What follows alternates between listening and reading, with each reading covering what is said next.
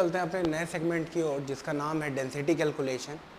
इसमें हम लोग को अलग अलग मिरर इंडाइसेस दिए रहेंगे, चाहे प्लेन के चाहे लाइन के, और हमको उसके अकॉर्डिंग बताना होगा कि उन पर्टिकुलर प्लेन्स में किस टाइप की डेंसिटी है।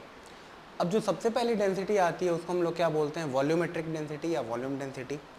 जो वॉल्यूम डेंसिटी होती है वो ये कहती है कि वेट का मतलब mass of atoms divided by, जो भी मास रहेगा आपका एटम्स का, divided by volume of unit cell. ठीक है दोस्तों, तो देखिए जो वेट ऑफ आपका एटम्स आएगा वो वेट ऑफ एटम्स क्या आ जाएगा, वो वेट ऑफ एटम्स होगा an average number of atoms into atomic mass of each atom divided by Avogadro number into हम लोग क्या कर देते हैं, वॉल्यूम ऑफ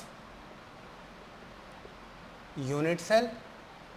यानी कि अगर आप मान लो कि आपको कोई एलिमेंट आयरन जैसे कि दे दिया है और आयरन का सपोज करो आप एटॉमिक वेट मास जो दिया है वो 56 ग्राम पर मोल के अकॉर्डिंग में दिया हुआ है, तो इस अकॉर्डिंग आप क्या करोगे, आयरन मतलब कि अगर एफसीसी सेल है तो एफसीसी सेल के हिसाब से 4 × 56 divided by 6.023 into 10⁻23 into volume of unit cell क्या दिया रहेगा, मान लो कि 1 माइक्रॉन्स में दिया हुआ है तो 10⁻⁻6 इंटू 10⁻⁻6 इंटू 10⁻⁻6 एज लेंथ आप मल्टीप्लाई कर दोगे और आप क्या कर दोगे, आप वॉल्यूमेट्रिक डेंसिटी को क्या करोगे, कैलकुलेट कर लोगे। ठीक है, वॉल्यूमेट्रिक डेंसिटी का मतलब कुछ नहीं, वॉल्यूमेट्रिक डेंसिटी का मतलब ये है कि जो भी हम लोग के एवरेज नंबर ऑफ एटम्स हैं उनका जो मास आ रहा है, अगर उसको हम लोग एक वॉल्यूम ऑफ यूनिट सेल से डिवाइड कर देंगे तो हम लोग क्या निकल जाएगा, वॉल्यूमेट्रिक डेंसिटी निकल जाएगा दोस्तों।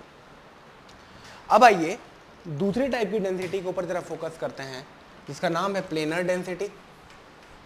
तो दोस्तों जो दूसरी टाइप की डेंसिटी है जिसको कि हम लोग प्लेनर डेंसिटी बोलते हैं, वो क्या होता है, वो सिर्फ ये करता है, इसका मतलब ये होता है कि एवरेज नंबर ऑफ एटम्स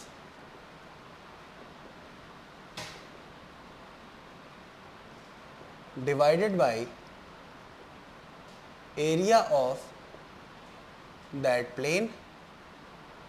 ठीक है दोस्तों, अब यहां पे क्या होगा कि हम लोग 3 अलग अलग प्लेन्स के लिए बीसीसी और एफसीसी दोनों की कैलकुलेशंस करेंगे।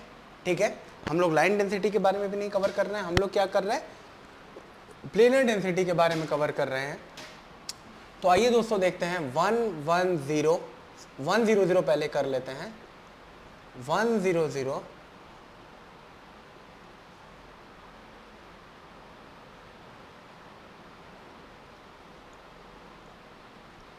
जो 100 प्लेन होगा वो हम लोग का कौन सा प्लेन हो जाएगा, जो 100 प्लेन आएगा वो सिर्फ और सिर्फ क्या करेगा, ये फ्रंट वाले प्लेन के बारे में हम लोग बात कर रहे हैं, ये जो हम लोग का आगे वाला प्लेन है, हम लोग किस प्लेन की बात कर रहे हैं, ये जो आगे वाला प्लेन है ये इस प्लेन के बारे में हम लोग बात कर रहे हैं। ठीक है, जो फ्रंट प्लेन है, अगर हम लोग इस फ्रंट प्लेन की बात करें तो हम लोग इसके बारे में बात कर रहे हैं। ठीक है दोस्तों, अब अगर इस प्लेन को मैं खींच करके और बाहर लेकर के आऊं तो एक बात बताओ आप, ये लेंथ कितनी है ए, ये लेंथ कितनी है ए, ये किसके लिए मैं कर रहा हूँ, फेस सेंटर्ड एटम के लिए कर रहा हूँ। तो फेस सेंटर्ड एटम कैसा होगा दोस्तों, यहाँ पे एक एटम हो जाएगा, यहाँ पे एक एटम, यहाँ पे एक एटम, यहाँ पे एक एटम और यहाँ पे एक एटम। ये देखिए अगर हम लोग ड्रॉ कर लें फेस सेंटर्ड एटम को तो कुछ इस प्रकार से हम लोग को क्या मिलेंगे, एटम्स मिल जाएंगे। अब एक बात बताइए, ये कितना है 1/4, ये कितना है 1/4, ये कितना 1/4, ये कितना 1/4, तो टोटल नंबर ऑफ एटम्स कितने हो गए, एन एवरेज इस प्लेन पे 2, और एरिया ऑफ प्लेन क्या हो गया, a²। तो हम लोग का for FCC cell planar density क्या हो जाएगा इस प्लेन का, 2 डिवाइडेड बाई a² हो जाएगा। और अगर ये बीसीसी प्लेन अगर रहता तो देखिए दोस्तों, बीसीसी प्लेन में क्या होता है कि यहाँ पे कोई एटम नहीं आता है, कहाँ आता है, वो तो बॉडी के सेंटर में आता है। तो यहाँ पे एक भी एटम नहीं होगा। तो अगर एक भी एटम नहीं होगा प्रेजेंट, तो आप क्या करोगे, आप total number of average atom क्या हो जाएगा, अगर ये बीसीसी की बात अगर हम लोग करते तो एवरेज नंबर ऑफ एटम आपका हो जाता 1 और एरिया क्या हो जाता आपका ए स्क्वायर, तो क्या हो जाता 1 डिवाइडेड बाई ए स्क्वायर। चलिए तो 100 प्लेन की बात हो गई। अब आइए जो नेक्स्ट प्लेन के बारे में हम लोग डिस्कस कर रहे हैं, वो हम लोग प्लेन कर रहे हैं 110।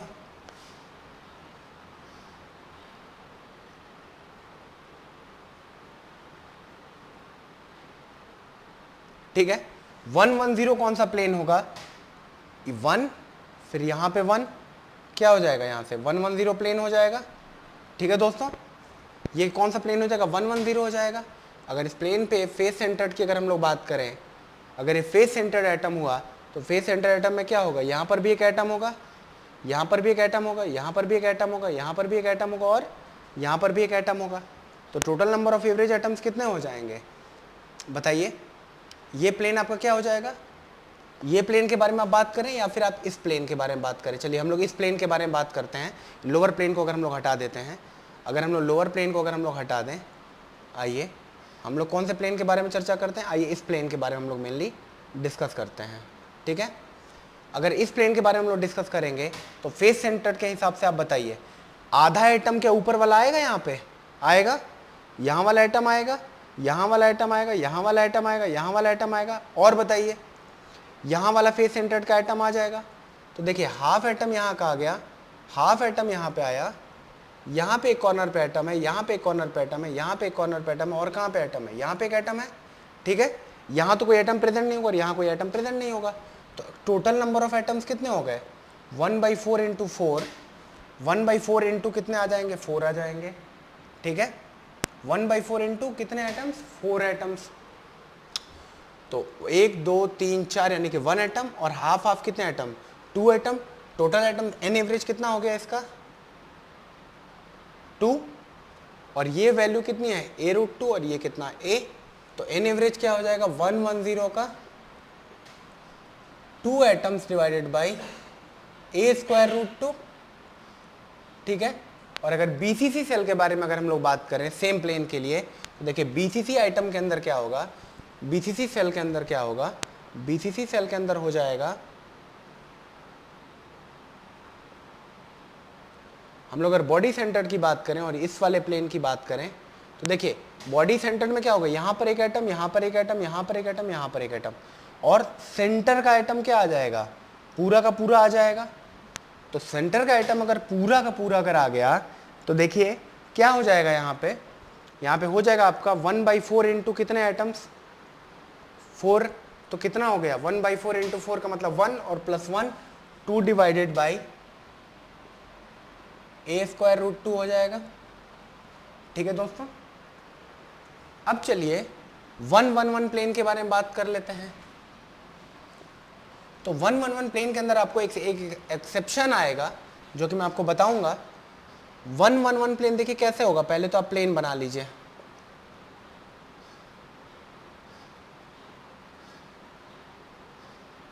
ठीक है, ऐसा प्लेन बनेगा, कैसा प्लेन बन जाएगा, ऐसा प्लेन बन जाएगा। देखिए दोस्तों इसके 3 कॉर्नर पे, यहाँ पे एक एटम आएगा, ये एक एटम यहाँ पे आएगा, यहाँ पे एटम आएगा और यहाँ पे एक एटम आएगा। अब देखिए अगर ये फेस सेंटर्ड एटम है तो यहाँ पे एक हाफ एटम आ जाएगा, यहाँ पे एक हाफ एटम आ जाएगा, और क्या हो जाएगा, यहाँ पे एक हाफ एटम आ जाएगा। अगर मैं इसको बनाऊँ अगर प्लेन पे, तो देखिए मेरा एटम जो आएंगे वो इस तरीके से कुछ आएंगे। तो 1/6 इंटू, अच्छा उसके पहले आप देखो ये वैल्यू कितनी है a√2, ये वैल्यू कितनी है a√2, ये वैल्यू कितनी है a√2। तो ये क्या हो गया, इक्विलेटरल ट्रायंगल हो गया। इक्विलेटरल ट्रायंगल का जो एरिया होता है वो क्या होता है, √3/4 साइड का स्क्वायर, कोई भी साइड का स्क्वायर। तो कोई भी साइड कितना हो गया a² into 2, that means √3/2 a² क्या हो जाएगा हम लोग का एरिया। अब अगर हम लोग एफसीसी सेल के बारे में बात कर रहे हैं तो for FCC average number of atom कितने हो जाएंगे 1/6। देखिए यहाँ पे केवल 1/6 पार्ट आता है, ये 1/6 पार्ट ऑफ एन एटम है, ये 1/6 पार्ट है एक एटम का। तो 1/6 into 3 atoms plus 1/2 into 3 atoms, तो टोटल कितने एटम हो गए? ये हो गया 1/2, ये हो गया 3/2, यानी कि 2 एटम्स हो गए। तो 2 डिवाइडेड बाई, जब हम लोग डेंसिटी की बात करेंगे, 2 divided by √3 into 2, that means अगर हम लोग इस क्रिस्टल की बात करें तो 111 प्लेन के लिए क्या हो जाएगा? 4 डिवाइडेड बाई √3a²। ठीक है दोस्तों।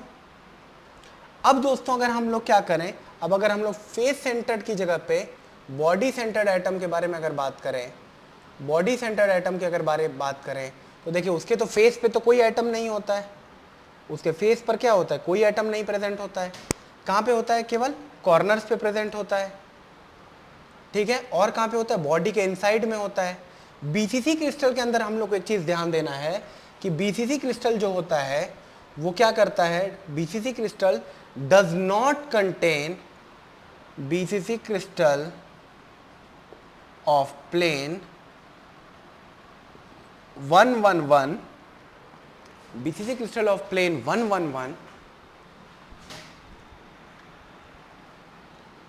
does not contain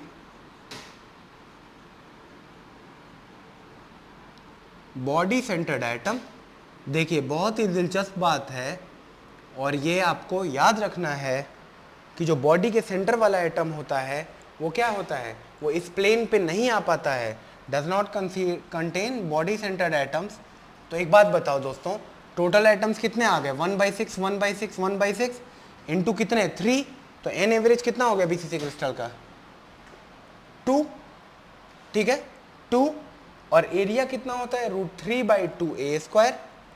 एरिया क्या हो जाएगा? सॉरी, एन एवरेज 1/2 आएगा, और क्या हो जाएगा? एरिया √3/2a² आ जाएगा।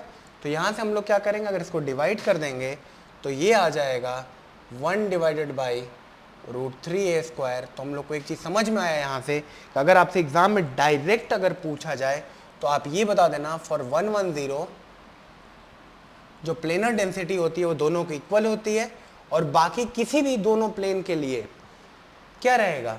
हमेशा एफसीसी का वैल्यू क्या रहेगा? ग्रेटर देन बीसीसी का वैल्यू रहेगा। ठीक है ना। देखिए क्या क्या इंपॉर्टेंट पॉइंट्स हम लोग को यहाँ से देखने को मिली। अगर हम लोगों ने फॉर्मूला लिख लिया है तो हम लोग को एक चीज़ समझ में आया है कि कौन कौन सा प्लेन 110 प्लेन के लिए, फॉर प्लेन 110 की, फॉर 110 जब जो आपका प्लेनर डेंसिटी हो जाएगा, रो प्लेनर आपका जो हो जाएगा, इसको रो प्लेनर से भी हम लोग डिनोट करेंगे। जो रो प्लेनर हो जाएगा वो क्या हो जाएगा? FCC is equals to BCC हो जाएगा। एंड फॉर 100 और 111 एफसीसी की जो डेंसिटी आएगी वो क्या आएगी? बीसीसी से ज़्यादा आएगी। ठीक है, तो ये आप एग्जाम के लिए याद रखेंगे। डायरेक्ट वैल्यू आपसे पूछेगा। देखिए अभी तक पूछा नहीं गया है, लेकिन पूछ सकते हैं, और पूछ सकते हैं तो क्या है? बेसिक क्वेश्चन है ये तो, बिल्कुल आपको अब पता है तो आप निकाल लोगे कभी भी। अब आइए दोस्तों क्या करते हैं हम लोग, सेम हम लोग प्लेन की जगह पे क्या करते हैं? डायरेक्शंस का वैल्यू अब क्या करेंगे? हम लोग सेम रखेंगे, और हम लोग अब क्या करेंगे? डेंसिटी कैलकुलेशन करेंगे फॉर अ लाइन। तो हम लोग अब क्या करने जा रहे हैं? लीनियर डेंसिटी कैलकुलेट करने जा रहे हैं। ठीक है, तो अब हम लोग को क्या करना होगा? ये वैल्यूज को हम लोग इरेज कर दे रहे हैं, और दोबारा से वैल्यूज को पुट किया जाएगा दोस्तों। ठीक है, ये आई होप कि आपको समझ में आ गया होगा इंपॉर्टेंट नोट। अब हम लोग लीनियर डेंसिटी के बारे में कवर करेंगे। तो आइए दोस्तों अब चलते हैं अपने नेक्स्ट पार्ट की ओर, जिसको हम लोग क्या बोलते हैं? Linear density. देखिए लीनियर डेंसिटी का मतलब ये होता है कि आपको कोई भी डायरेक्शन दे देगा, कोई भी डायरेक्शन दे देगा। इसकी डेफिनेशन जो होती है कि number of atoms lying in a particular direction, कि number of atoms lying in a particular direction to the length of that direction, to the length of that direction जो होता है इसको क्या बोलते हैं, इसको हम लोग लीनियर डेंसिटी बोलते हैं। क्या होता है, it is a ratio of number of atoms lying in a particular direction to the length of that direction is known as linear density। तो इसको किस तरीके से हम लोग डिनोट करेंगे, रो अगर L से डिनोट कर रहे हैं तो ये हो जाएगा average number of atoms divided by edge length. तो दोस्तों आइए सबसे पहले क्या करते हैं, जो हम लोगों को सेल दिया गया है 100 का, उसके लिए हम लोग क्या करेंगे, 100 कौन सा हो गया, 100 जो अगर आप यहाँ पे प्लॉट करने की कोशिश करेंगे तो 100 जो आएगा वो आपका आएगा यहाँ से लेकर के और यहाँ तक का डिमेंशन क्या आएगा, 100 आएगा। तो चलिए हम लोग क्या करते हैं, यहाँ से लेकर के और यहाँ तक हम लोगों ने 100 को प्लॉट कर लिया। अब दोस्तों अगर FCC की अगर मैं बात करता हूँ तो FCC में क्या होगा, इस लाइन पे केवल यहाँ और यहाँ एटम होंगे। देखिए यहाँ तो कोई नहीं एटम होगा क्योंकि मैं इस वाले फेस की बात कर रहा हूँ। अगर आप इस फेस पे देखो तो इस लाइन पे तो नहीं लाई कर रहा है कुछ भी, तो क्या हो जाएगा, आधा एटम यहाँ प्रेजेंट होगा और आधा एटम यहाँ पे प्रेजेंट होगा। तो टोटल एन एवरेज कितना हो जाएगा, अगर मैं FCC सेल की बात करूँ तो नंबर ऑफ एवरेज एटम क्या हो जाएंगे, 1/2 इंटू 2 का मतलब कितना 1, और एज लेंथ कितना है, एज लेंथ की वैल्यू है a के बराबर में, तो ये वैल्यू क्या हो जाएगी, ये वैल्यू हो जाएगी 1 डिवाइडेड बाई a।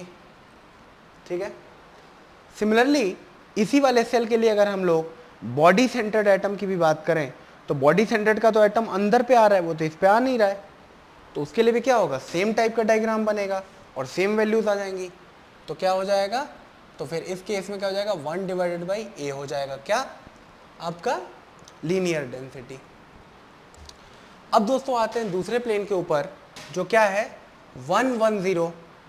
तो 110 का मतलब क्या हो गया, अगर हम लोग इसमें दोबारा से अगर ड्रॉ करने की कोशिश करें तो देखिए दोस्तों 110 जो होगा वो आपका हो जाएगा, x पे 1 आप ट्रेवल किए, आप x पे 1 आए, आप y पे 1 आए, तो क्या आपने ये वाली लाइन को कैच किया, ये वाली लाइन जो हॉरिजॉन्टल प्लेन में है, हॉरिजॉन्टल प्लेन वाली लाइन कौन सी, जो डायगोनल है, इस वाली लाइन के बारे में बात कर रहा हूँ।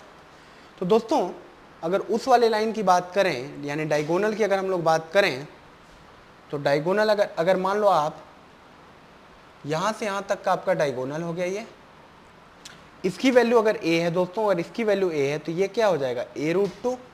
तो यहाँ से यहाँ तक की जो लेंथ हो गई वो क्या हो जाएगी a√2। ठीक है, अब देखिए दोस्तों यहाँ पे आधा एटम प्रेजेंट होगा, यहाँ पे आधा एटम प्रेजेंट होगा और फेस वाला भी पूरा का पूरा एटम प्रेजेंट होगा, यहाँ पे है कि नहीं, यहाँ पे फेस वाला एटम भी प्रेजेंट होगा, अंदर वाला एटम जो हाफ है और वो भी प्रेजेंट होगा। तो अगर मैं यहाँ पे प्लॉट करूँ तो एटम्स मेरे कैसे बन जाएंगे, एक एटम और यहाँ से एक हाफ एटम बनेगा। तो एन एवरेज बताइए आप यहाँ पे कितना हो जाएगा, 1/2 इंटू 2 प्लस 1, यानी कि जो एवरेज एटम आएंगे वो कितने आ गए 2, और लेंथ कितनी है a√2, तो ये वैल्यू क्या हो जाएगी, लीनियर डेंसिटी, ये हो जाएगी 2 डिवाइडेड बाई a√2। अगर आप यहाँ पे √2 और √2 से मल्टीप्लाई कर देते हो तो ये क्या आ जाएगा, √2 डिवाइडेड बाई a। ठीक है दोस्तों, सिमिलरली हम लोग क्या कर रहे हैं, अब BCC क्रिस्टल के अंदर आप देख लो, तो BCC क्रिस्टल के अंदर आप क्या बोलोगे कि सर ये सेंटर वाला एटम तो आएगा ही नहीं, सर ये BCC क्रिस्टल के अंदर तो सेंटर का तो एटम ही नहीं आएगा, सेंटर वाला।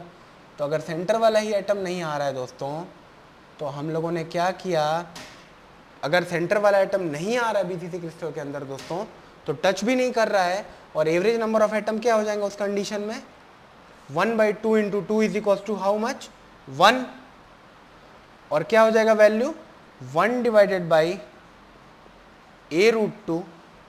तो ये वैल्यू क्या हो जाएगी 1 डिवाइडेड बाई a√2 हो जाएगी। ठीक है दोस्तों, अब आइए थर्ड के ऊपर चलते हैं जो कि हम लोग का प्लेन है, वो प्लेन कौन सा है, 111 प्लेन है। ठीक है, 111 प्लेन नहीं है, 111 डायरेक्शन है। तो 111 डायरेक्शन को अगर प्लॉट किया जाए तो सबसे पहले तो उसकी लेंथ लिखी जाएगी।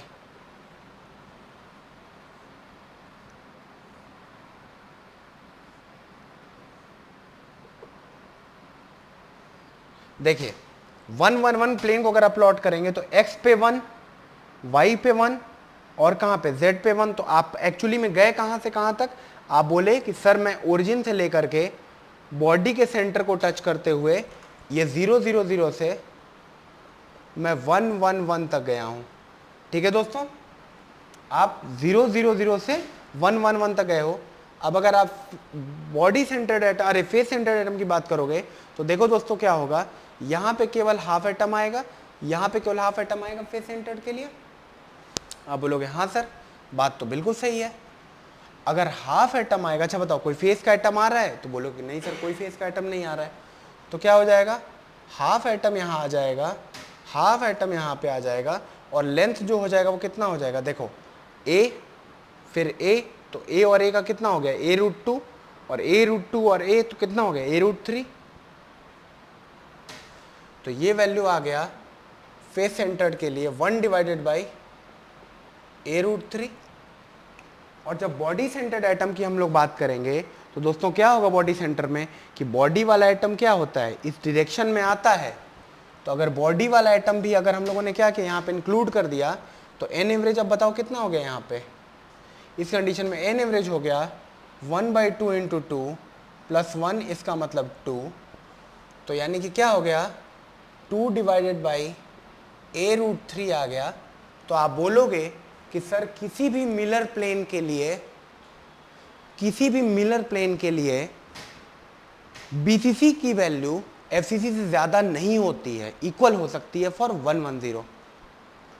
परंतु सर लीनियर डेंसिटी 1 1 1 के केस में क्या हो जाती है, ज्यादा हो जाती है। और किसके लिए इक्वल रहती है? 1 0 0 के लिए इक्वल रहती है।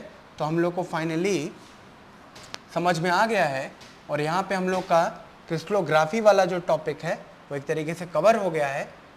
तो देखिए for 1 0 0 plane linear densities are equal.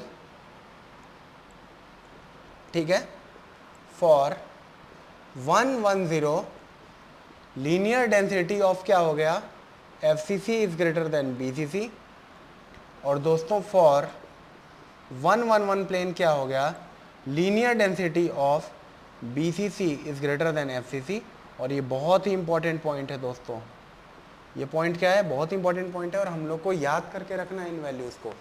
ठीक है दोस्तों, तो यहाँ पे हम लोग का पूरा क्रिस्टलोग्राफिक पार्ट कंप्लीट होता है और हम लोग अब अपकमिंग लेक्चर से फेज डायग्राम के बारे में पढ़ेंगे कि फेज डायग्राम क्या होता है, कैसे बनाया जाता है, फेज क्या होता है, अलॉय क्या होता है। तो हम लोग कायदे से अलॉइंग के बारे में थोड़ा सा अच्छे से जानेंगे। देखिए दोस्तों ये मैकेनिकल मटेरियल का पार्ट नहीं है, लेकिन ये बेसिक मटेरियल साइंस का एक मिससेलेनियस पोर्शन है जो कि हम लोग को कवर करना है। Thank you so much. चलिए दोस्तों चलते हैं अपने नए सेगमेंट की ओर, जिसको हम लोग क्या बोलेंगे, मिलर इंडाइसेस। हम लोग का जो नेक्स्ट सेगमेंट है वो है मिलर इंडाइसेस। तो दोस्तों हर एक यूनिट सेल के अंदर और पूरे क्रिस्टल के अंदर बहुत सारे ऐसे प्लेन्स होते हैं जो कि मटेरियल की ऑप्टिकल क्वालिटीज़, बहुत सारे प्लेन्स होते हैं। प्लेन्स, मिलर इंडाइसेस का मतलब क्या होता है, प्लेन्स के नोटेशन का ये तरीका है, it is a plane notation way और प्लेन या लाइन, अगर हम लोग बोले लाइन मतलब कि डायरेक्शन का नोटेशन का वे है जो क्या करता है आपका, जो कि आपका कंट्रोल करता है मेनी फिजिकल प्रॉपर्टीज़ को, जो कि क्या करता है आपकी कई सारी फिजिकल प्रॉपर्टीज़ को कंट्रोल करता है। फॉर एग्जांपल ऑप्टिकल प्रॉपर्टी को कंट्रोल कर सकता है, इलेक्ट्रिकल प्रॉपर्टी को कंट्रोल कर सकता है। बहुत सारे मटेरियल जैसे कि मैग्नेटिक मटेरियल हो गए तो मैग्नेटिज्म की प्रॉपर्टीज़ को कंट्रोल करता है। Physical properties for example optical properties को करता है, इलेक्ट्रिकल प्रॉपर्टीज़ को करता है, ठीक है, इलेक्ट्रिकल प्रॉपर्टीज़ को करता है, मैकेनिकल प्रॉपर्टीज़ को करता है, मैग्नेटिज्म की प्रॉपर्टीज़ को कंट्रोल करता है, मैग्नेटिज्म को कंट्रोल करता है, ठीक है। इस तरीके से क्या करता है, मैकेनिकल प्रॉपर्टीज़ को करता है कंट्रोल, मैकेनिकल प्रॉपर्टीज़ को कंट्रोल करता है। तो इस तरीके से बहुत सारी फिजिकल प्रॉपर्टीज़ को क्या करता है, आपका प्लेन जो होता है या जो डायरेक्शन होता है वो कंट्रोल करता है।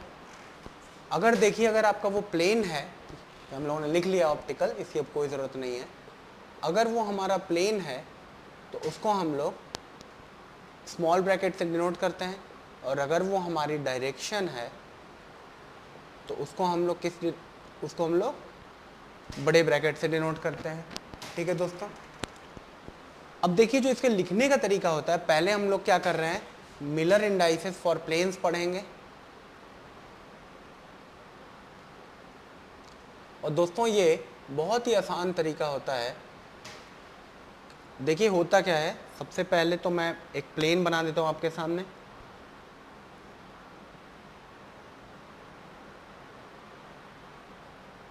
ठीक है दोस्तों। यहाँ पे जो एक्स एक्सिस रहेगी उसको एच कैप से डिनोट करेंगे, जो वाई एक्सिस रहेगी उसको के कैप से डिनोट करेंगे, और जो एच के और एल कैप से डिनोट करेंगे जेड एक्सिस को।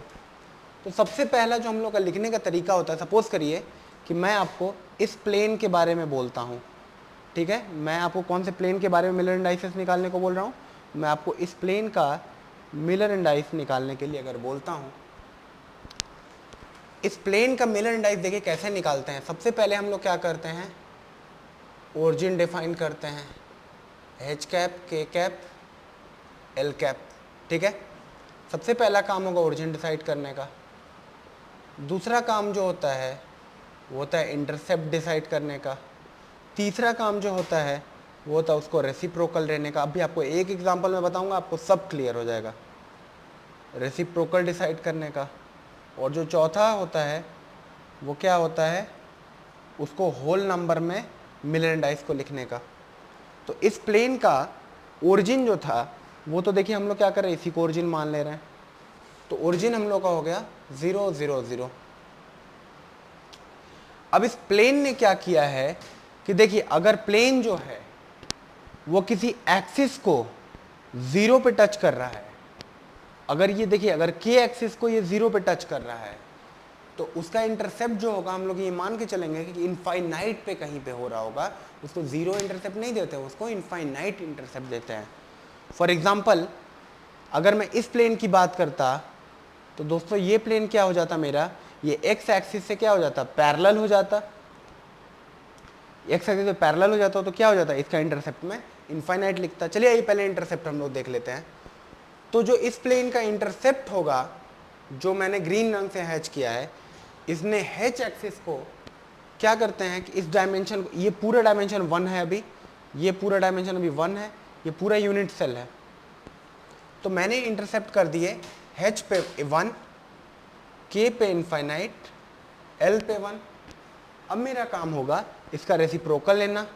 तो 1 का रेसिप्रोकल 1, इनफाइनाइट का रेसिप्रोकल 0, इसका 1, और होल नंबर में लिखने की ज़रूरत नहीं है। तो मैंने अपना क्या बना लिया, प्लेन 101 बना लिया, ठीक है दोस्तों। अब आइए एक और प्लेन लेते हैं, एक और प्लेन के बारे में हम लोग पढ़ते हैं, जिसको कि मैं क्या कर रहा हूँ, अब अपने प्लेन को मैं ये इस तरीके से हैचिंग कर रहा हूँ जिससे कि आपको समझ में आ जाए। अगर मान लीजिए मैं बाहर वाले प्लेन के बारे में बात करता हूँ, ठीक है, ये हम लोग का क्या है, एग्जाम्पल 2 हम लोग देख रहे हैं। तो फिर से आप क्या करोगे, आप इंटरसेप्ट के बारे में अभी तो देखोगे, पहले हम लोग क्या करेंगे, ओरिजिन डिसाइड करते हैं। तो ओरिजिन तो हो गया 0 0 0, ओरिजिन हम लोग का एज इट इज रहेगा। अब एक बात बताओ आप, ये वाला जो प्लेन है इसने एच एक्सिस को कहाँ पे कट किया है, 1 पे, तो आपने क्या लिख दिया 1। अब ये वाला प्लेन जो है वो के एक्सिस से क्या है, पैरेलल है, तो कहीं इनफाइनाइट पे जाके कट करेगा, तो इनफाइनाइट। और ये प्लेन जो है वो एल एक्सिस के भी क्या है, पैरेलल है, तो उसको भी कहाँ कट करेगा, इनफाइनाइट पे।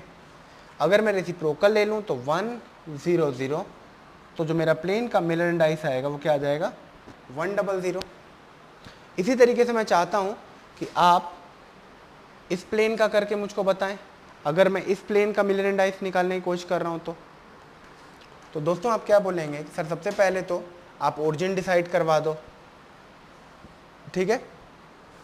जो अभी पिछला प्लेन था इसका, इस वाले प्लेन का इंडाइस आया था 100। अब हम लोग क्या कर रहे हैं, हैश्ड पोर्शन वाले प्लेन का मिलर इंडाइस निकालने जा रहे हैं। तो इस प्लेन ने एच एक्सिस को इनफाइनाइट पे कट करना है, तो अगर इनफाइनाइट पे कट करना है तो उस पे इनफाइनाइट इंटरसेप्ट गया। सिमिलरली एल पे कहाँ गया, इनफाइनाइट पे, और के एक्सिस को 1 पे कट कर दिया है, तो यहाँ हो जाएगा 1। रेसिप्रोकल लिया 0 1 0, तो होल नंबर में कन्वर्ट किया तो क्या हो जाएगा मिलर इंडाइस 0 1 0। ठीक है दोस्तों, ये हो गया हम लोग का थर्ड एग्जाम्पल। अब आइए चलते हैं, अगर मान लीजिए हम लोग का जो प्लेन रहता, अगर जो हम लोग का प्लेन रहता वो सपोज करो आप ये वाला प्लेन अगर हो जाता, ठीक है। अगर हमारा प्लेन जो रहता वो कौन सा प्लेन हो जाता, अगर हमारा प्लेन ये वाला प्लेन रहता जिसको मैंने क्या किया है, रेड से हैचिंग किया है, जिसको मैंने क्या किया, रेड से हैचिंग किया। तो दोस्तों एक बात बताओ आप, उस वो वाला प्लेन क्या आपको लग रहा है कि इनफाइनाइट पे एल को कट करेगा? आप बोलोगे हाँ सर कट करेगा। एच को इसने 1 पे कट किया है, के को इसने 1 पे कट किया है, तो इसका एच पे इंटरसेप्ट हो गया 1, के पे इंटरसेप्ट हो गया 1, एल पे इंटरसेप्ट हो गया इनफाइनाइट। जब हम लोगों ने रेसिप्रोकल लिया तो क्या आया 1 1 0। अभी होल नंबर का कॉन्सेप्ट मैं आपको बताऊंगा, जब चेक करने को आएगा तो मैं आपको होल नंबर का भी कॉन्सेप्ट बताऊंगा। सिमिलरली दोस्तों, अब अगर मान लीजिए कि अब ये मेरे क्वेश्चन सारे खत्म हो गए, अब मैं आपको जो प्लेन दे रहा हूं, वैसे मैं चाहता हूं कि आप एक और प्लेन के बारे में कर लो, अगर आप कर लेते हैं तो बेटर रहेगा। आइए देख लेते हैं उस प्लेन को भी।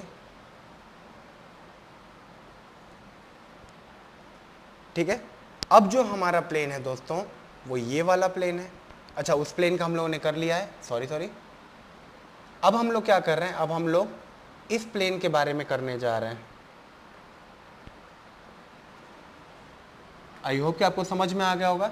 तो देखिए दोस्तों, ये प्लेन जो है वो क्या है, कहीं पर भी इसने एच एक्सिस को कट किया। अगर मैं एच एक्सिस की बात करूं, ये के की बात करूं और मैं एल की बात करूं, तो क्या इस प्लेन ने कहीं पर एच को कट किया? नहीं किया। क्या ये कहीं पे एच को कट करेगा? नहीं करेगा। तो एच एक्सिस पे इसका इंटरसेप्ट क्या हो जाएगा, एच एक्सिस पे इसका इंटरसेप्ट हो जाएगा इनफाइनाइट। के एक्सिस पे 1 एंड 1, इसका अगर हमने रेसिप्रोकल कर लिया तो क्या हो जाएगा 0 1 1, और इसका मिलर इंडाइस क्या हो जाएगा 0 1 1। समझ में आ गया, बहुत ही बेसिक था। अब दोस्तों आइए एक और कर लेते हैं एग्जाम्पल। अगर आप मान लो, अब मैं इस मेन डायग्राम को क्या कर दे रहा हूं, हटा दे रहा हूं, और आपके सामने मैं एक और प्लेन बना के दे रहा हूं।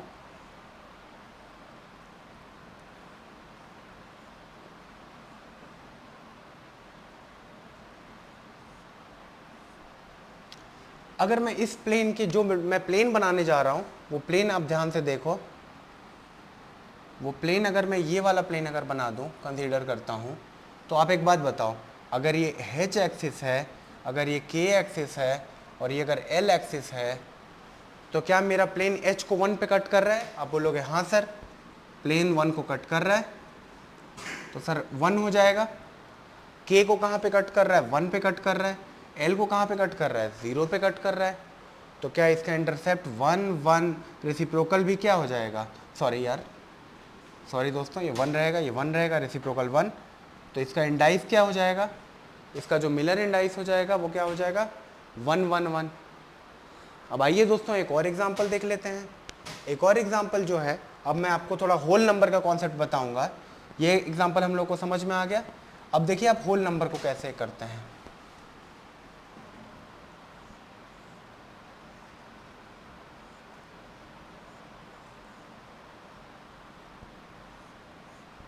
देखिए दोस्तों, अगर मेरा प्लेन जो है वो एच एक्सिस को 1/2 पे कट कर रहा है और के एक्सिस को 1/3 पे कट कर रहा है, और ये है मेरा टोटल प्लेन।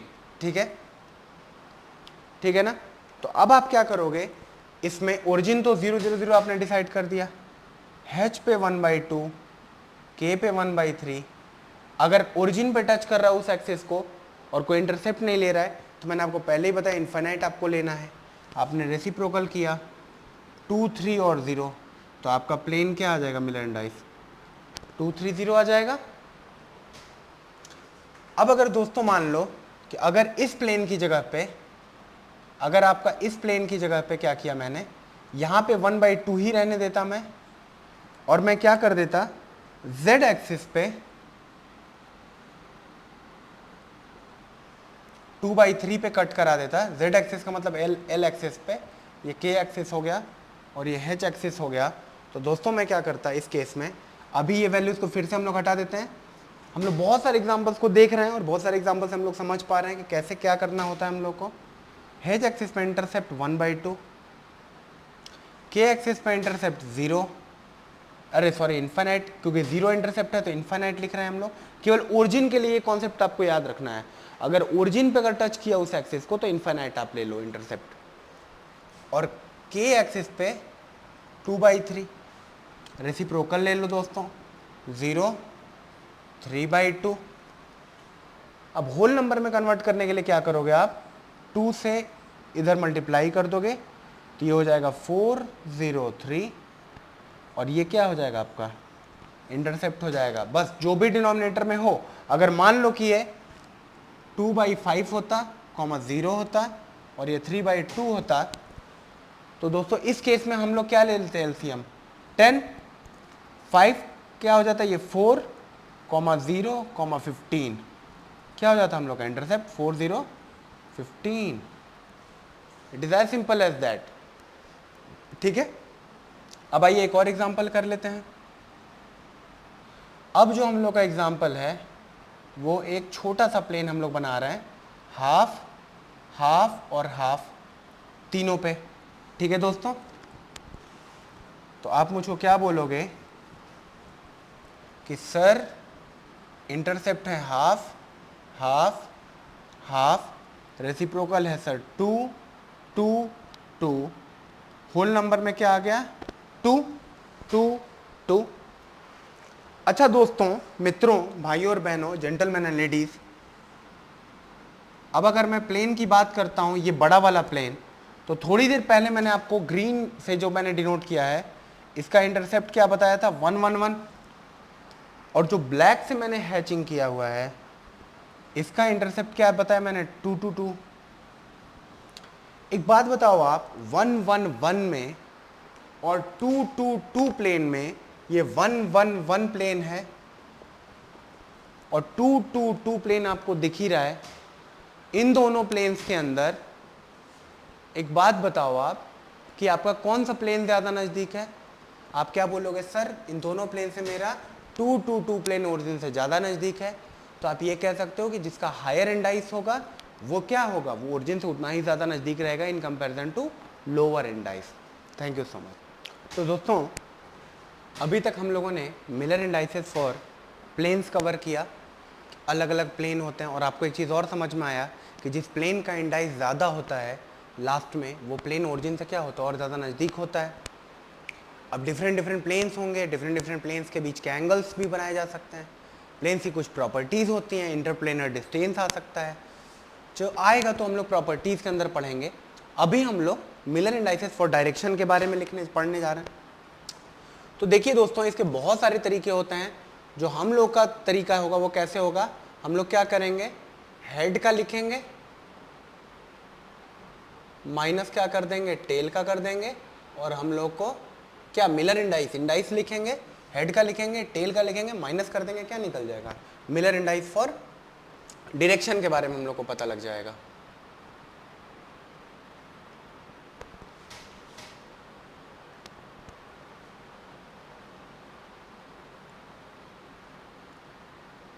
ठीक है दोस्तों, इसको यहाँ पे हम लोग क्या करते हैं, एक्सिस पे मिला लेते हैं, इसको एक्सिस पे मैच करा लेते हैं। आइए देखते हैं अब इसको। अब सपोज करिए आप, सबसे पहला जो एग्जांपल मैं आपको दे रहा हूँ वो यहाँ से ले करके और यहाँ तक गया है हमारा एरो, ठीक है। इस पॉइंट के जो कोऑर्डिनेट्स मैं लिख रहा हूँ वो लिख रहा हूँ 1/2, 0 और 1/3, ठीक है। तो यहाँ पे हम लोग क्या लिखते हैं, यहाँ पे एक्चुअली हम लोग कोऑर्डिनेट्स को लिखते हैं। ये क्या है, कोऑर्डिनेट्स। और यहाँ पर भी क्या करते हैं, कोऑर्डिनेट्स लिखते हैं। आप एक बात बताओ, गिवन एग्जाम्पल में अगर मैं इसको ए पार्ट अपना लिख दूं एग्जाम्पल का, अगर ये ए पार्ट क्वेश्चन का था, तो हेड के क्या है कोऑर्डिनेट्स बताओ आप, 1/2, 0, 1/3, और टेल के क्या हैं, 0। तो आपके मिलर एंड आइस क्या हो जाएंगे, head minus tell. Head minus tell का मतलब क्या हो गया, अभी भी इसको ब्रैकेट में लिखते हैं। देयरफॉर डायरेक्शन कोऑर्डिनेट जो आएंगे, देखिए हम लोग को तो ऑब्जेक्टिव पेपर सॉल्व करना है, इसलिए हमको मेथोडोलॉजी पे नहीं फोकस करना है। 1/2 - 0, 0 - 0, 1/3 - 0, यानी कि 1/2, 0, 1/3। और आप क्या करो, इसका एलसीएम ले लो। एलसीएम लेने के बाद ये देखो डायरेक्शन क्या हो जाएगा, यहाँ पे 3, यहाँ पे 0, यहाँ पे 2, और ये आपका क्या हो गया, डायरेक्शन का मिलर एंड आइस हो गया फर्स्ट का। देख लो आप, मैंने कुछ नहीं किया है, मैंने केवल कोऑर्डिनेट्स को माइनस किया, हेड माइनस टेल, और लास्ट में लेकिन क्या करना होगा, थोड़ा होल नंबर में तो चेंज करना पड़ेगा ही पड़ेगा, तो वो हम लोगों ने कर लिया। अब आइए दूसरा एग्जाम्पल करते हैं, ठीक है। ये हो गया, मान लीजिए कि यहाँ पे जो वैल्यू थी वो कोऑर्डिनेट वो 2/3, 0, 0, और यहाँ पे जो कोऑर्डिनेट हैं वो क्या है, 1/4, 0, 1/4, 0। अगर आपको क्या करना है, अब कोऑर्डिनेट्स निकालने हैं, तो आपको देखिए दोस्तों बहुत ही दिलचस्प बात आएगी। ये हम लोग का एग्जाम्पल बी है, और एग्जाम्पल बी में अगर हम लोग हेड के कोऑर्डिनेट्स लिखें तो दोस्तों क्या हो जाएगा, हेड का कोऑर्डिनेट्स 2/3, 0, 0, सॉरी ये हेड का नहीं है, टेल का है, तो 0, 1/4, 0, और टेल के कोऑर्डिनेट्स क्या हैं, 2/3, 0, 0। डायरेक्शन आपको पता है, क्या बोला है मैंने, हेड माइनस टेल कर लेने का है, तो 0 - 2/3, 1/4 - 0, 0 - 0, ये क्या हो जाएगा, -2/3। अभी मैं आपको बताऊंगा माइनस के साथ क्या करते हैं, 1/4, 0, ठीक है दोस्तों। एलसीएम आप ले लो, कितना 12 हो जाएगा, तो क्या आ जाएगा, -8, ठीक है, 4 2 जा 8, +3, 0। तो देखिए दोस्तों इसका जो इंडाइस बनेगा वो हम लोग लिख लेंगे 8 बार 3, 0, देख लीजिए आप। और ये जो बार लगाया है हम लोगों ने, ये जो बार लगाया है, ये बार के बारे में हम लोग लिख लेते हैं दोस्तों, this is given for negative directions. तो आई होप कि आपको एग्जाम्पल समझ में आ रहे होंगे। अब दोस्तों थर्ड एग्जाम्पल मान लीजिए हम लोग ले लेते हैं, आइए फिर से इसको बनाते हैं।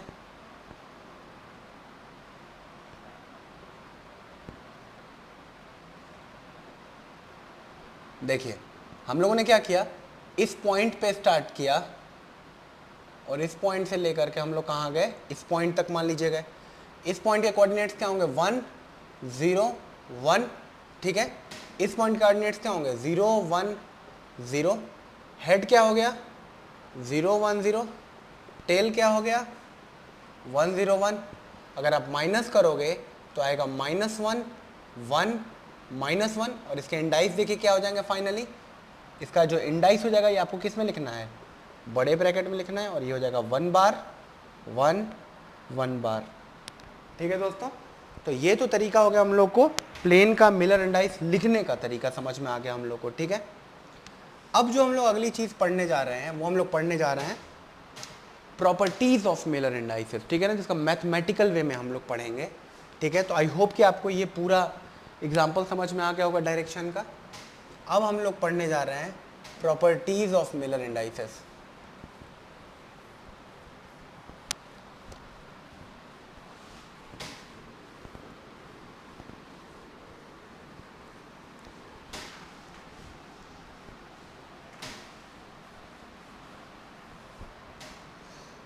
अब हम लोग पढ़ने जा रहे हैं प्रॉपर्टीज ऑफ मिलर इंडाइसेस। तो देखिए दोस्तों प्रॉपर्टीज क्या होती हैं। सबसे पहली प्रॉपर्टी तो ये होती है कि मैंने जो आपको बताया था क्या बताया था मैंने आपको कि मिलर इंडाइसेस क्या करती हैं, फिजिकल प्रॉपर्टी को शो करती हैं. Miller indices tales us about, वो हम लोग का काम नहीं है. वो क्या होता है कि एक्सरे डिफ्रैक्शन किया जाता है, ब्रैग्स लॉ को फॉलो करता है. ब्रैग्स लॉ जो फॉलो करता है, फिजिक्स का कॉन्सेप्ट है, ब्रैग्स लॉ के बारे में हम लोग को नहीं जानना है. ब्रैग्स लॉ को फॉलो करता है, लाइट को डाला जाता है प्लेन के ऊपर और प्लेन की प्रॉपर्टीज को वहां से पता लगा लिया जाता है. Tells us about physical properties. ठीक है दोस्तों. सेकंड है कि if a plane is parallel to any axis, तो क्या हो जाएगा उसका मिलर इंडाइस. तो उसका ऑटोमेटिकली हम लोग देख चुके हैं कि मिलर इंडाइस विल बी 0. ठीक है दोस्तों.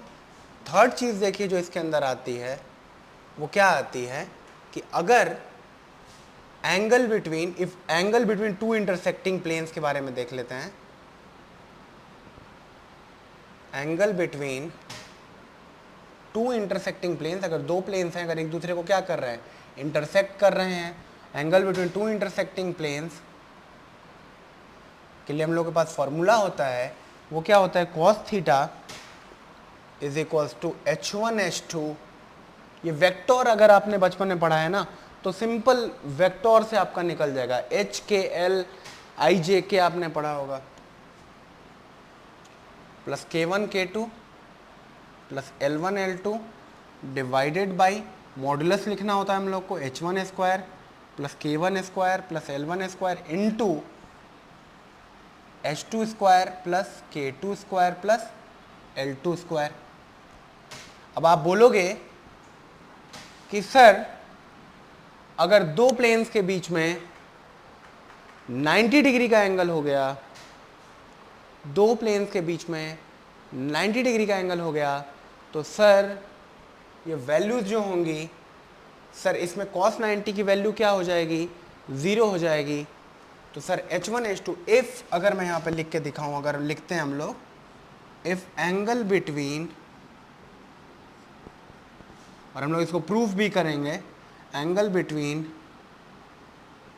To planes is equals to 90 degrees. तो एक बात बताओ आप, क्या cos 90 क्या हो जाएगा, 0 is equals to H1H2 plus K1K2 plus L1L2 divided by H1 K1 square क्या हो जाता, वो सारा इधर मल्टीप्लाई होके 0 हो जाता. तो हम लोग क्या कर लेते, इसको रिमूव कर देते हैं. ठीक है, हम लोग का क्या इक्वेशन बन जाता है, cos 90 इज इक्वल्स टू 0. तो यहाँ से हम लोग लिख लेते क्या, देयरफॉर ये जो फंक्शन आ जाएगा हम लोग का क्या हो जाएगा, 0 के इक्वल हो जाएगा. जैसे कि अगर आप कोई दो प्लेन ले लो, अगर मैं ले लेता हूँ प्लेन 1 1 0, और अगर मैं प्लेन ले लेता हूँ कौन सा, दूसरा प्लेन कौन सा ले लेता हूँ, दूसरा प्लेन ले लेता हूँ, मैं किसकी बात कर रहा हूँ, एंगल अगर दो प्लेन्स के बीच का 90 डिग्री का है. ठीक है, दो प्लेन, आप कोई से भी प्लेन अगर उठाओ,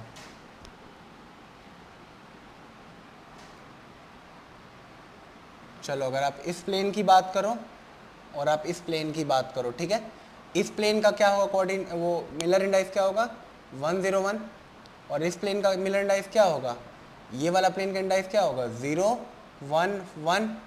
ठीक है, यही होगा मिलर इंडाइस. इस प्लेन का क्या हो जाएगा भाई, आप बताओ ना, H बार हो गया, K बार हो गया, L बार हो गया, तो क्या हो जाएगा HKL, बताओ. 1 इस पे 0 और इस पे कितना 1, तो क्या हो गया 111, अरे सॉरी 101. इस प्लेन का कितना हो गया 011, है कि नहीं है. फॉर एग्जाम्पल 110, सॉरी 101, ये वाला एग्जाम्पल, अपना वाला एग्जाम्पल जो हम लोगों ने देखा है, 101 आप ले लो और आप प्लेन ले लो 011. चलो आप इसके लिए मल्टीप्लाई करके देख लो. ठीक है, इसके बीच का आप एंगल निकालो. हम लोगों ने तो देखा है कि 90 डिग्री है, करके देखो. cos theta is equals to H1 into H2, यानी कि 1 इंटू 0 1 इंटू 0 प्लस 0 इंटू 1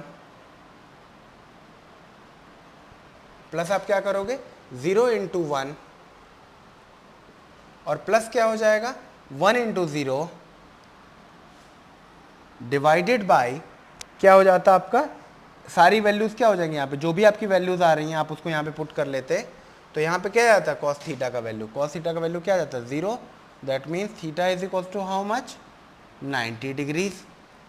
ठीक है, तो इसी तरीके से मान लीजिए कि कोई भी दो प्लेन्स अगर दिए हुए हैं, अगर मान लीजिए कि आपका अगर कोई भी दो प्लेन अगर दिया हुआ है 1 1 1, अगर आपके प्लेन दिए हुए हैं 1 1 1, ठीक है, ये वाला हम लोग यहाँ पे नहीं, इसको नहीं रब करते हैं, इसको रहने देते हैं, H1 H2 K1 K2 L1 L2 is equals to क्या हो जाएगा 0। ठीक है दोस्तों, अब अगर आप प्लेन ले लो 1 1 0, ठीक है, और अगर आप 1 1 0 ले लो और आप ले लो 0 1 0,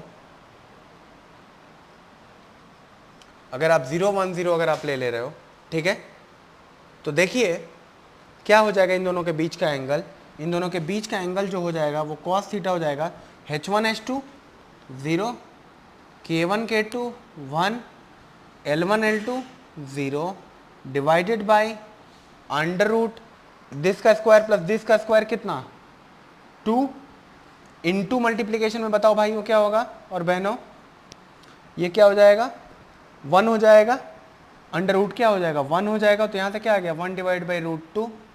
अब एक बात बताओ, कॉस थीटा अगर 1 बाई रूट 2 होता है तो एंगल कितना हो जाता है 45 डिग्री हो जाएगा कि नहीं हो जाएगा, हो जाएगा 45 डिग्री हो जाएगा।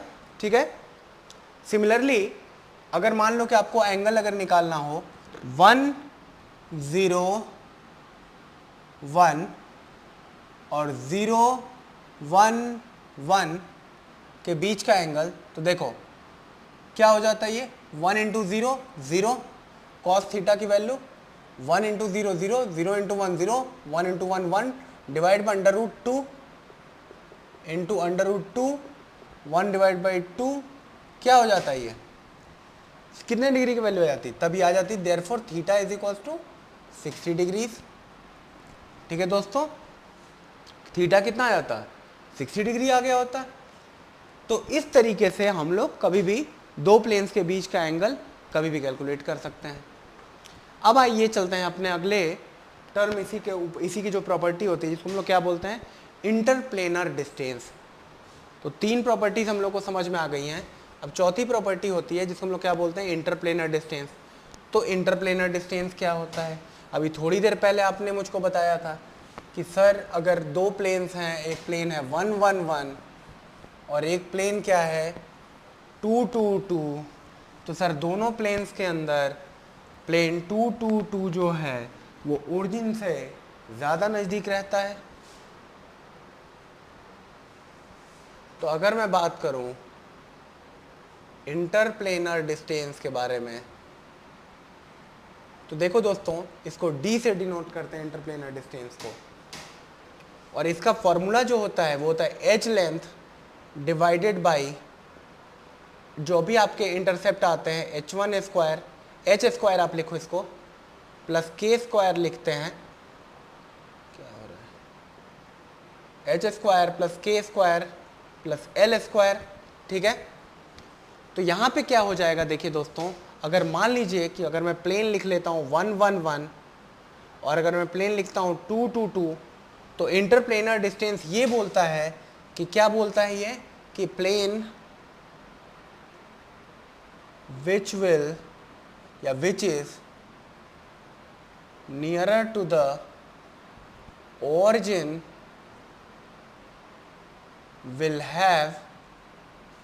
तो दोस्तों इंटरप्लेनर डिस्टेंस ये कहता है कि plane which is nearer to the origin will have a lower value of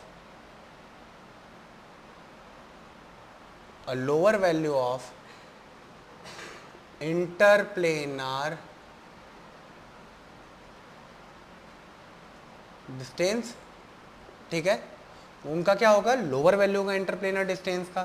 तो करके देख लेते हैं, आ जाइए D111 निकालना अगर हम लोग को हुआ तो देखिए एच लेंथ तो ए ही रहेगा डिवाइडेड बाई 1 + 1 + 1 का मतलब कितना हो गया, a डिवाइडेड बाई रूट 3। और जब 2 2 2 के बारे में हम लोग को दिखाना हुआ तो क्या हम लोग शो कर देंगे, a divided by 4 plus 4 plus 4, that means a divided by 2 root 3। ठीक है दोस्तों, तो ये वैल्यू हो गई 0.577a और ये वैल्यू कितनी हो गई 0.288a। तो यहाँ दोनों से हम लोग देखिए, एग्जामिनेशन में आपको अगर एज लेंथ की वैल्यू को 1 यूनिट बोल दिया है और आपको बोलता है कि what will be the ratio type से क्वेश्चन आ सकता है। जैसे कभी मैं क्वेश्चन आपको बना के बताता हूँ किस तरीके का क्वेश्चन आपसे पूछा जा सकता है। तो यहाँ पे आप क्या बोल सकते हैं कि बिकॉज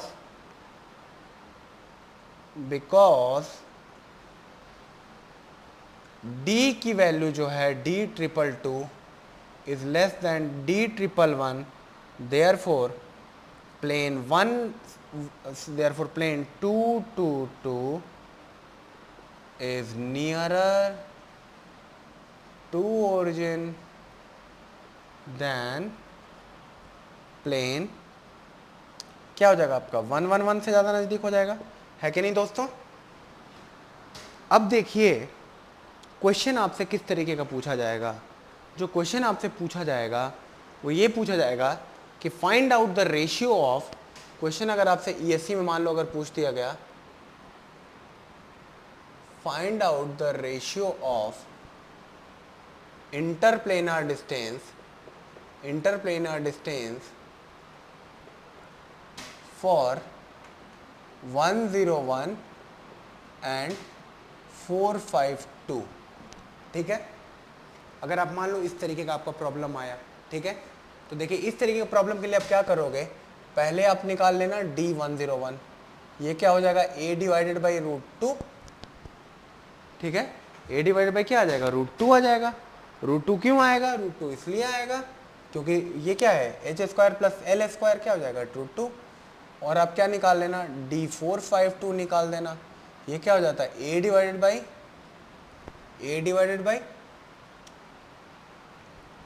16 प्लस 25, कितना हो गया ये 16 और 25 41 और प्लस क्या करो आप 41 प्लस 4 आ जाएगा, यानी कि a डिवाइडेड बाई 45, यानी कि a डिवाइडेड बाई 3√5 हो जाएगा, क्या a डिवाइडेड बाई 3√5 हो जाएगा, 9 5 या 45, a डिवाइडेड बाई √35। आप इन दोनों को डिवाइड कर दो तो क्या आ जाएगा, ये वैल्यू आ जाएगा 3√5 डिवाइडेड बाई क्या आ जाएगा a डिवाइड बाई, सबसे पहले इसको आप a divide by root 2 divided by a divide by √35, तो क्या आ जाएगा √2। ठीक है दोस्तों, इसकी वैल्यू हम लोग क्या करेंगे, इजिली कैलकुलेट कर सकते हैं। ठीक है, तो ये वैल्यू हम लोगों ने निकाल लिया इंटरप्लेनर डिस्टेंस का। ठीक है ना, अब अगर मानिए इसके अलावा देखिए कैसे क्वेश्चन आ सकता है। अगला जो क्वेश्चन आएगा वो इस तरीके से आपसे क्वेश्चन पूछा जा सकता है कि आपको 4 अलग अलग प्लेन्स दे दिए जाएंगे। ठीक है, चौथा मतलब ये एग्जांपल है एक कि which among the following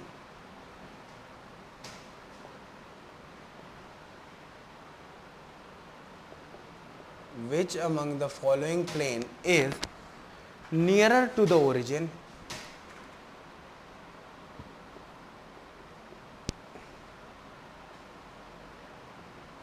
nearer to the क्या ओरिजिन। ऑप्शन ए जो आपको बोला गया है वो बोला गया 101, ऑप्शन बी जो दे दिया गया 111, ऑप्शन सी जो आपको दे दिया गया वो दे दिया गया 212 और ऑप्शन डी जो दे दिया गया 301 मान लो आप। तो आप क्या करोगे, आप सबका तुरंत के तुरंत इंटरप्लेनर डिस्टेंस निकाल लेना। D101 is equals to a divide by root 2, a divide by क्या रूट 2, यानी कि रूट 2 डिवाइड बाई 2, इसका मतलब क्या आ जाएगा 1.414, ये वैल्यू होती है 1.414 डिवाइड बाई 2, यानी कि 0.707 आ गया। D111 क्या हो गया a डिवाइडेड बाई रूट 3, इसका मतलब क्या हो गया रूट 3 डिवाइडेड बाई 3a, ये होता है 1.732, डिवाइड बाई 3, एक्चुअली 0.577 आता है। इसकी डायरेक्ट वैल्यू अगर आपको याद रहे तो अच्छा रहेगा। 0.577 ए होता है। आपको एग्जाम्स में 1/√3 की वैल्यू अगर डायरेक्ट याद है तो आपको एडवांटेज है इस चीज़ का, क्योंकि पेपर में अगर आपको कैलकुलेशन आ रहेंगे और अगर नज़दीक कैलकुलेशन है तो एरर होने के चांसेस ज़्यादा हो सकते हैं। अब D212 अगर हम लोग कुछ देखने लगे तो देखिए वो क्या आ जाएगा, a divided by 4 + 1 5 + 4 9, that means a divided by 3। ये वैल्यू कितनी हो जाएगी भाइयों और बहनों, बताइए दोस्तों इसकी वैल्यू 0.33 क्या a। और सिमिलरली D301 की वैल्यू क्या आ जाएगी, a divided by root over क्या आ जाएगा 3 का स्क्वायर 9 + 1 10। 10 का मतलब क्या हो गया √2 × 5। तो आप क्या करोगे बताओ, आप यहाँ पे 10 कर दोगे, √10 डिवाइडेड बाई 10 × a। इसका मतलब क्या हो गया √2 × √5 डिवाइडेड बाई 10 × a। अब √2 की वैल्यू होती है 1.414 और √5 की वैल्यू होती है 2.236। आप इसको मल्टीप्लाई कर लेना, ठीक है, 3 पॉइंट समथिंग आएगा, बट इसकी वैल्यू जो होगी वो क्या हो जाएगी, इससे भी कम हो जाएगी ऊपर वाली वैल्यू से। सपोज करो आप इसकी वैल्यू 0.3 आ गई एग्जैक्टली, ठीक है। अदरवाइज चाहे तो हम लोग मल्टीप्लाई करके देख सकते हैं। देखिए 3 2 4 और क्या हो जाएगा 2 8 2 और क्या हो जाएगा 2 8 2 3 4 8 16 सॉरी 14, यह आ गया 14 का 4, 9 to 11 3 3.144 क्या आ रहा है 0.3144 a। देखिए सबसे कम वैल्यू किसकी आ रही है 0.3144 की एक ही आ रही है, तो क्या आंसर हो जाएगा 0.3144 a हो जाएगा। अब आइए चलते हैं अपने नेक्स्ट सेगमेंट की ओर, जिसका नाम है टाइप्स ऑफ डेंसिटी।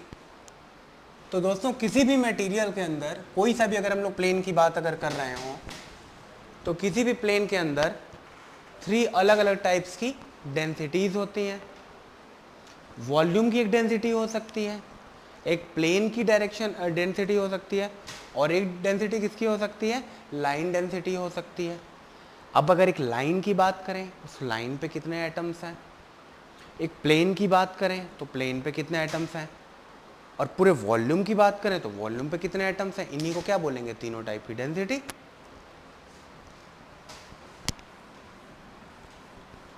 तो दोस्तों सबसे पहली जो डेंसिटी जो होगी हम लोग पढ़ने जा रहे हैं उसको हम लोग बोलेंगे वॉल्यूम डेंसिटी।